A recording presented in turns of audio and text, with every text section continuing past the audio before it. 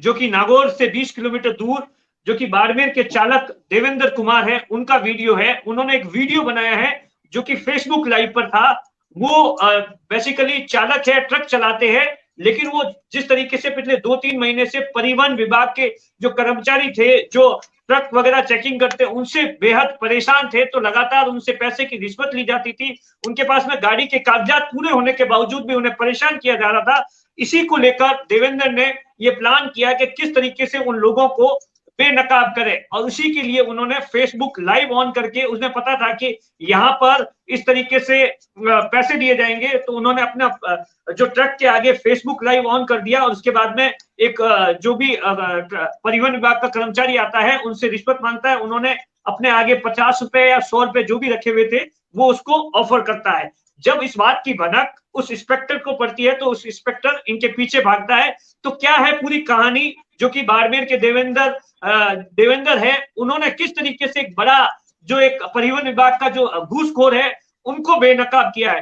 देवेंद्र, सबसे पहले तो आपका स्वागत है कि क्या हुआ था देवेंद्र जी कि आपको फेसबुक लाइव करना पड़ा, और किस तरीके से हुआ था सब कुछ, पूरी घटना के बारे में बताइए। सर, सबसे पहले तो धन्यवाद आपको देता हूं, और आपके मीडिया के जितने भी हैं सभी को मैं धन्यवाद का पात्र देता हूं। और बात ये हो गई थी, मैं मतलब समझ लो गाड़ी के साथ मैं खुद ऑनर भी हूं और मैं ड्राइवर भी हूं, और मैं बॉम्बे से हमेशा दिल्ली चलता हूं। बॉम्बे से दिल्ली मेरा महीने का 3 राउंड रहता, तो उसमें सबसे ज्यादा जहां भी हर बॉर्डर से आबू रोड से लेके शाजापुर बॉर्डर तक जाते हैं, तो हर जगह जहां भी इनके परिवहन अधिकारी हमारे को मिलते हैं तो वो मतलब 100-200 रुपए से कम बिल्कुल किसी प्रकार से बात नहीं करते हैं। तो ऐसे में करते करते मैं काफी बहुत सारा प्रभावित हो गया, काफी बहुत सारा परेशान भी हो गया, और मैंने मेरे ड्राइवर भाइयों को लूटता हुआ देखा है, क्योंकि मैं 2 साल से कंटिन्यू में चल रहा हूं, तो लूटता हुआ देख रहा हूं कि लूट और खसोट सरेआम मच रही है। और उसके अंदर मैं वापिस जाते समय में वापिस से मेरा लोड था, उस टाइम में मेरा 20 टन वजन था, मैं वापिस करनाल जा रहा था हरियाणा। तो जाते समय के अंदर यही अधिकारी आज जो कल जो नागौर के अंदर मिले थे हमारे को, तो यही अधिकारी जी जाते समय के अंदर मेरे साथ में बहुत बेतमीजी से बेसलूकी की बात करी थी। तो ऐसे में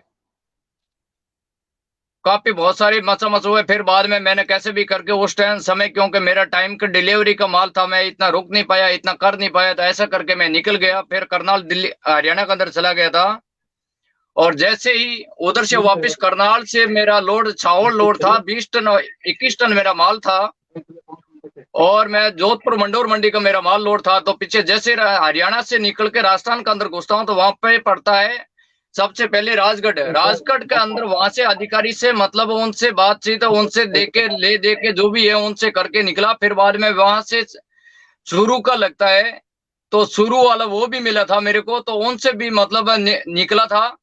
और वैसे उनसे परेशान होता हुआ वापिस यही नागौर के अधिकारी जी मिल गए थे। तो मिला तो सामने से आए और लाइट दिया। लाइट देने पर मैंने मेरा गाड़ी रोक कर वो उनके अधिकारी मेरे पास में आकर बोला कि क्या एंट्री कराओ, तो मैंने 50 का नोट दिया। तो 50 का नोट देने पर वो काफी ऐसे भड़क गए, और भड़कने बोला कि क्या इतना ही दोगे क्या? मैं कह सर ये तो बहुत है, ये कोई कम नहीं है। तो ऐसे करके वो भड़क के वापस पीछे से मैंने गाड़ी फर्स्ट गियर से लगा के सेकंड गियर में डाला ही था, और उन्होंने बोलेरो गाड़ी घुमाकर और गुस्से में आकर मेरी गाड़ी के आगे बिल्कुल आगे लगा दिया। तो मैंने उनके पीछे खड़ा किया। बाद में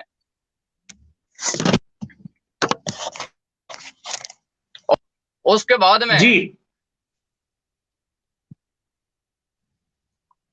तो फिर मेरे से बोला कि आप बिल्टी दीजिए, तो मैंने बिल्टी दिया उनको। और बिल्टी वैसे मैंने लाइव पीछे से मैंने 10 किलोमीटर दायरे के पीछे से मैंने लाइव चालू कर दिया था, क्योंकि आगे मेरे को पता है अधिकारी जी खड़े हैं और उनको कट मनी चाहिए। और हम लोग आज इस कोरोना महामारी के अंदर इतने परेशान है कि हम टाइम से गाड़ियों की किस्त नहीं भरी जा रही है, स्टाफ को पगार नहीं दे सकते हैं। इस विजोग से मतलब मैं खुद एक ऑनर के साथ चल रहा हूँ। ऐसे हालात के अंदर कोरोना महामारी ऐसे ये किल्लत चल रही है, लोग घरों से बाहर नहीं निकल रहे हैं। लेकिन इनके जो हमारे जो राजस्थान के अंदर अधिकारी जी हैं, वो रोड के ऊपर लूट और खसोट मचा रखी है। ना तो उनके हाथ में कोई ग्लव्स है, ना कोई उनके गाड़ी के अंदर कोई सैनिटाइज है, ना ढंग से उनके पास कोई मास्क लगा रखा है। और आके हमारे जितने भी हमारे हिंदुस्तान के पायलट भाई ड्राइवर उनसे सबसे मतलब ये लूट पूरे राजस्थान के अंदर, जैसे संभल के अंदर डाकुओं का राज था, लेकिन आज संभल के डाकुओं का राज तो खत्म हो गया, लेकिन राजस्थान के अंदर जो परिवहन डिपार्टमेंट है वो बहुत ज्यादा मतलब लूट खसूट में मचा रखा है, इतना आतंकवाद हो रखा है। आम ड्राइवर लोग हमारे इनके सामने जुबान सवाल करना भी मुश्किल है, सवाल करेंगे तो वो बोलेंगे कि आप ज्यादा करोगे तो अच्छा आपकी देवेंद्र गाड़ी जी, के एक बात बताइए, ऊपर हम आपको फोटो फिर जब उनको इस बात की भनक पड़ी कि आपने गाड़ी फेसबुक के पर लाइव नंबर किया के है, ऊपर उसके फोटो बाद में खींच आपको के किस ऑनलाइन तरीके से परेशान किया गया, चलान, वो कुछ बताइए। किस तरीके से आपका फेसबुक से लाइव डिलीट किया गया और उससे पहले आपने और क्या कर आपको दिया था बहुत कि ताकि परेशान वो करेंगे, वीडियो नहीं तो वायरल हो शुभ गया। साहब आप 500 रुपए 200 रुपए एंट्री दो और निकल पड़ो। और उसके बावजूद के अंदर हमारा नहीं हाइट रहता, ना ओवरलोड रहता है, गाड़ी सारी बिल्कुल नई गाड़ियां रहती है। आज हमारे एमआई रहती है 75,000 की महीने की एमआई रहती है, एमआई भरना बहुत मुश्किल रहता है।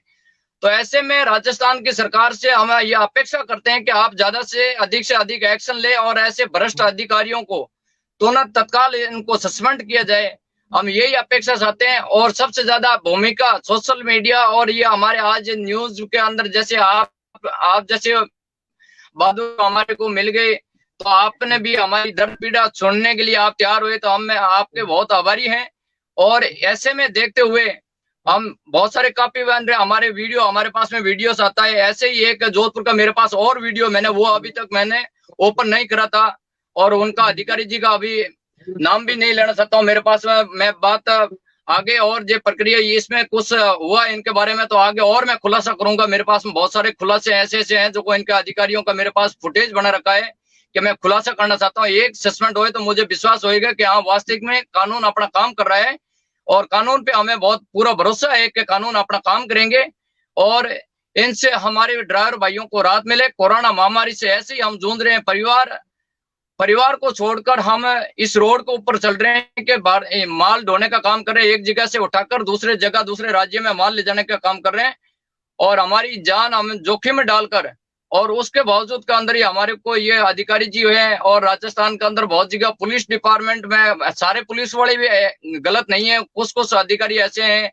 वो भी हमारे को जैसे मौके का फायदा देखते ही फायदा उठाने की कोशिश प्रयास में रहते हैं। देवेंद्र जी, तो एक बात ऐसे में मैं बताइए, निवेदन करता हूं कि राजस्थान की सरकार से, मुख्यमंत्री मोदी जी से, ताकि हमारा ड्राइवर भाइयों का जो ट्रक ड्राइवर भाई है उनका समाधान करें और राहत मिले। और यही कहना चाहता हूं मैं वोरा साहब। अच्छा सर, एक चीज बताइए, उस वक्त क्या हुआ था जब उन लोगों को ये भनक लगी कि आपने उसका वीडियो बना दिया है? उसके बाद क्या घटनाक्रम हुआ, किस तरीके से आपको परेशान किया गया और किस तरीके से आपका मोबाइल ले लिया गया और आपके साथ में मारपीट की गई या क्या किया गया था? मेरे साथ ये हुआ था, बाद में उन्होंने बिल्टी मांगा तो मैंने बिल्टी उनके अधिकारी को बिल्टी दिया, मेरे गाड़ी का फाइल दिया। फाइल देने के बाद के अंदर उनका प्रयास था मेरा मोबाइल खोसने का, क्योंकि उनको भनक लग गई थी कि ये फेसबुक के माध्यम से ये लाइव कर रहा है और हम लोगों को मतलब टैग कर लिया फेसबुक के अंदर। तो ऐसे में उन लोगों ने प्लान बनाया कि इनका कैसा भी करके इनका मोबाइल खोसने का प्रयास करें और मोबाइल से डिलीट करें। तो ऐसे में करके वो मेरे पीछे मेरा मोबाइल खोसने का प्रयास किया, तो मैं मेरे सूझबूझ से मतलब काफी दूरी बना ली, मैं भागने की कोशिश करी। तो अधिकारी जी वो मेरे पीछे, शिव नारायण जी मेरे पीछे मेरे पीछे थे और उनके 4-5 अधिकारी वो भी पीछा किया। तो मैं काफी 3 किलोमीटर तक मैंने मेरी रनिंग बनाए रखी, दौड़ चालू रखी 3 किलोमीटर तक, और वो 5 अधिकारी जी मेरे पीछे भागते रहे। आखिर के अंदर मैं भी 3 किलोमीटर दौड़ता दौड़ता काफी परेशान हो गया था। तो उसमें से पीएस कालवानिया जी नाम करके जयपुर के अंदर है, तो उनसे मतलब मेरा संपर्क था पहले से और मित्रपणा भी था। तो मैं सोचा यार और तो मेरा कोई सहारा नहीं है बचने का। तो ऐसे में मैं पीएस कालवानी जी को मैंने फेसबुक वो फिर बाद में क्योंकि बीच में कट कर दिया था, कट करके मैंने पीएस कालवानी जी को फोन किया सहायता लेने के लिए। तो पीएस कालवानी जी से फोन करके उनसे सहायता ली। तो फिर बाद में मैंने वो फोन तो बोला कि क्या आप देवाराम जी रुक जाओ और उन अधिकारी से सीधा मेरे से बात करो। तो मैंने मेरा फोन के पास से वो उन्होंने मेरे से जबरदस्ती खींच के फोन ले लिया। मेरा फोन था, मैं बात कर रहा था उन पीएस कालवानी से, तो मेरे से वो फोन जबरदस्ती इन्होंने मिलकर खोस के ले लिया। तो 5-4 लोगों ने पकड़ के मेरे को साइड में लिया और बाद में शिव नारायण जी जो आरटीओ साहब है उन्होंने फिर बाद में मेरे फेसबुक के अंदर जो अपलोड था तो वो उन्होंने डिलीट कर दिया था। और डिलीट करने के बाद मेरे को धमकी दिया, मेरे को बोल रहा है कि अब आगे से कुछ किया तो मैं तेरे अंदर वो हाल करूंगा, तू बाड़मेर से नागौर तक मतलब आप पेशी पे घूमते रहोगे और तू गाड़ी चलाने का लायक नहीं रहेगा रोड के ऊपर। तो ऐसे में मैं फिर बाद में सोचा कहीं मेरे साथ में गलत ना हो जाए, क्योंकि अभी मेरा प्रूफ, जो मेरे पास प्रूफ था वो प्रूफ सारा इन्होंने डिलीट कर दिया, तो मेरे पास कोई सारा नहीं है। तो ऐसे में करके फेसबुक के ऊपर वापस मैंने इसको रिकवर किया। अच्छा, एक चीज बताइए, जब ये घटना हो गई उसके बाद में हेलो, किस तरीके से आप पर दबाव डाला गया कि आप आवाज इस आ रही जो है जी वीडियो दिनेश जी वायरल मेरी? किया है या आप कोई बयान नहीं दे, या किस तरीके से आप पे ऊपर दबाव बनाया जा रहा है पिछले 24 घंटों में? सर मेरी आवाज आ रही है तक? जी जी जी, आपकी आवाज आ रही है। मैं ये कह रहा हूं कि पिछले 24 घंटों में आपके ऊपर कोई दबाव बनाया गया जा रहा है कि उस पूरे फिर बाद मामले में को मैंने रफा वो दफा कर दीजिए। अपलोड करके, जी सर, हेलो जी, मैं ये पूछ रहा हूं कि 24 घंटों में आपके दिनेश जी, ऊपर आपकी मामले को आवाज नहीं रफा आ दफा रही। करने के लिए भी प्रेशर आ रहा है। मामले का प्रेशर मैंने अभी तक किसी को नंबर नहीं, उन्होंने मेरा नंबर मांगा था, आरटीओ साहब ने मेरा नंबर मांगा था, तो मैंने मेरा नंबर दिया नहीं, मैंने नंबर पीएस कालवानी जी को नंबर दे दिया। तो फिर बाद में जैसे 2 घंटे के बाद में उन्होंने मेरा नंबर समझकर फोन किया था, जी जी, मेरा नंबर हाँ आवाज समझकर आ रही है उन्होंने सर। फोन किया, आरटीओ साहब ने वापस फोन किया, तो मैंने मेरा नंबर नहीं दिया था, मैंने नंबर दिया था पीएस कालवानी जी को, पीएस कालवानी जी का, और उन्होंने फोन मेरा समझकर लगाया, लेकिन फोन लग गया था पीएस कालवानी जी के पास। तो बात हुई थी पीएस कालवानी जी के, और मैंने मेरा नंबर दिया नहीं था सर। अच्छा, एक चीज बताइए कि आप जैसे ट्रक चालक है, बहुत से हजारों लोग, लाखों लोग चलाते हैं, तो किस तरीके से आप लोगों को प्रताड़ित किया जाता है जब आप ट्रक चलाते हैं? जो परिवहन विभाग के अधिकारी है वो चेकिंग के नाम पर आपको किस तरीके से प्रताड़ित करते हैं?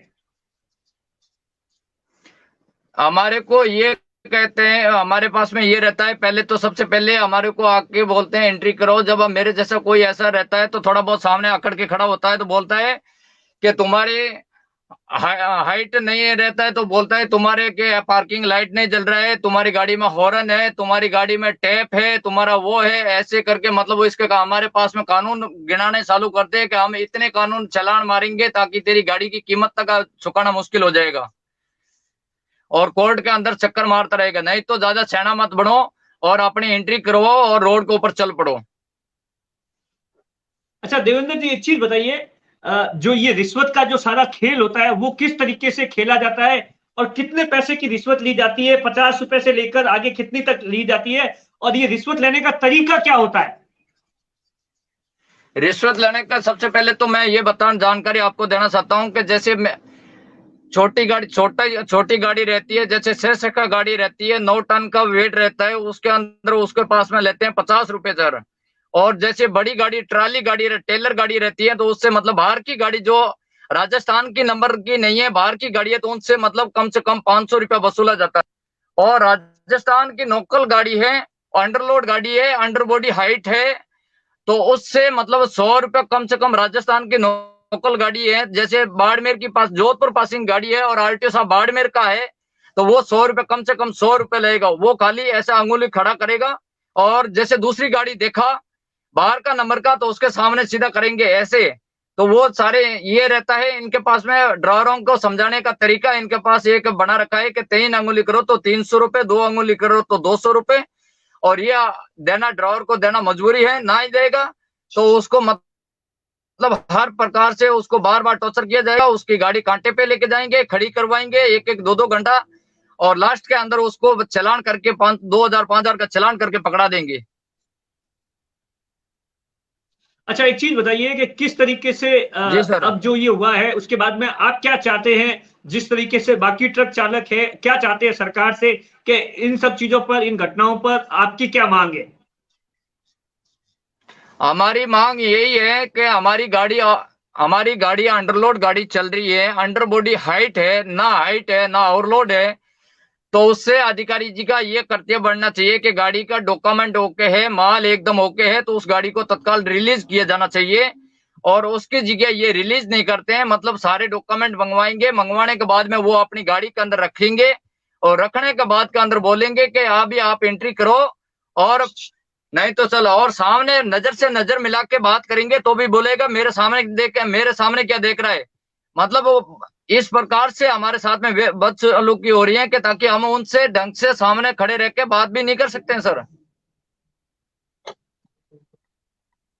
अच्छा देवेंद्र जी, आप एक चीज बताइए, मैं फेसबुक देख रहा था, तो आप किसी पार्टी से जुड़े हुए हैं क्या? नहीं सर, कोई पार्टी नहीं है, मेरा कोई पार्टी नहीं है। मैं कभी ना पार्टी का कभी सपोज करता हूँ। मैं सबसे पहले तो मैं केरला के अंदर था। मैं केरला में एक गाइड का काम करता था, जो इंटरनेशनल गाइड जो रहते हैं, अपना टूरिज्म गाइड रहते हैं। तो मैं केरला के अंदर टूरिस्ट यात्रा का गाइड था। मैं चौधरी यात्रा प्राइवेट लिमिटेड के नाम से नासिक महाराष्ट्र के अंदर चौधरी यात्रा प्राइवेट लिमिटेड कंपनी है, उसके अंदर मैं कर्मचारी था। और अभी मैं 2019 से इस लाइन के अंदर 2019 से आया हूँ। पहले मैं इस लाइन के अंदर नहीं था, मैं ट्रैवल्स और टूरिस्ट लाइन के अंदर था। मैं गाइडिंग करता था मैं। तो मैं पार्टी से कोई संबंध नहीं रखता हूँ, किसी पार्टी से। मैं एक सार्वजनिक आदमी हूँ और एक मैं ड्राइवर का कर्तव्य निभाता हूँ। मैं एक ड्राइवर समझकर मैं एक ड्राइवर हूँ जी।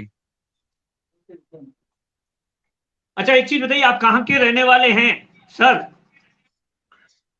मैं रहने वाला एग्जैक्ट मैं रहने वाला बाड़मेर बाईतू गिड़ा तहसील के अंदर लापोंदड़ा मेरा गांव है, रेवेन्यू विलेज। और मेरा नाम देवाराम लेगा के नाम से मेरा, और हमेशा मेरे को देवेंद्र चौधरी के नाम से लोग पहचानते हैं। और एग्जैक्ट मेरा नाम देवाराम लेगा है, लेकिन मेरे को सारे मेरी जो पहचान जो बन रखी है वो मेरे हर इंसान के पास में, हर भाइयों के पास में देवेंद्र चौधरी के नाम से है सर। अच्छा एक चीज बताइए, इससे पहले भी आपसे आपके साथ में रिश्वत तो ऐसा तो है नहीं कि पहली बार ली होगी। इस बार आपको ऐसा क्यों लगा कि नहीं, अब तो इसको रिकॉर्ड ही करना पड़ेगा मुझे? ऐसा क्यों लगा इस बार? क्योंकि मैं बहुत परेशान हो गया सर। क्योंकि मैंने सोच लिया अब ये नहीं करेंगे तो जीना हराम है, और जीना तो मर तो वैसे रहे। तो इससे बढ़िया या तो हमारा या तो आर पार की लड़ाई लड़ लेते हैं, या तो पार हो जाएंगे, या फिर बाद में और मर जाएंगे। मरे हुए तो है ही, मरे हुए तो हैं, कोई तकलीफ नहीं, उससे कोई तकलीफ नहीं, मरे हुए हैं। लेकिन अब मैंने ये सोचा कि मरे हुए तो वैसे ही हैं, या तो पार हो जाएंगे और या फिर मर जाएंगे, ताकि या तो कर नहीं पाएंगे कभी जिंदगी में, और या फिर बाद में करेंगे तो और भ्रष्टाचार अधिकारी, ऐसे जो भ्रष्ट अधिकारी है उनको और मतलब खुलासा करें सरकार के सामने। मैंने ये समझकर बस फैसला किया, ताकि इससे मैं हमारे जो ड्राइवर भाई है वो भी मतलब उनको ताकत जुनून मिले, ताकि वो भी खुलासा करें मेरे साथ साथ, मेरे ड्राइवर भाई मेरे सपोर्ट करें। शुक्रिया देवेंद्र जी, आप हमारे साथ में जुड़े और हमने आपकी बात सुनी। यकीनन आपने जो काम किया वो काबिले तारीफ है, क्योंकि आमतौर पर लोग रिश्वत देकर आगे बढ़ना चाहते हैं, लेकिन आपने इस चीज का खुलासा किया और खुलासे का असर ये हुआ है कि नागौर के परिवहन विभाग से लेकर जयपुर तक हड़कंप बचा हुआ है कि किस तरीके से ट्रक चालकों को परेशान किया जा रहा है। हम तो सरकार से यही मांग करते हैं कि जिस तरीके से देवेंद्र को परेशान किया जा रहा है, बाकी ट्रक चालकों को परेशान किया जा रहा है, इस मामले में सरकार कड़ी से कड़ी कार्रवाई करके एक कड़ा संदेश दे। शुक्रिया।